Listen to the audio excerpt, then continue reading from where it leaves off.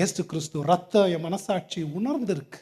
எனக்கு அது சமாதானத்தை கொடுத்துருக்கு. என் பாவ மன்னிப்பு நான் உணர்ந்திருக்கேன். கிருபையை ருசிச்சிருக்கேன். அது உள்ளான உணர்வு எனக்கு ஏற்பட்டிருக்கு. அது ஏற்பட்டிருக்கா உங்களுக்கு? அது ஏற்படாத வரைக்கும் நீங்கள் சும்மா ட்ராமா தான் பண்ணிகிட்டு இருக்கிறீங்க.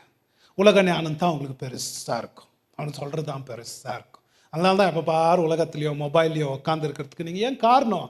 ஏன்னா அதுதான் உங்களுக்கு ரொம்ப பெருசு. இந்த உள்ளான அதெல்லாம் பைத்தியக்காரத்தனம்னு காட்டுற அந்த உள்ளான ஞானம் உங்களுக்கு இன்னும் பிறக்கலைங்க.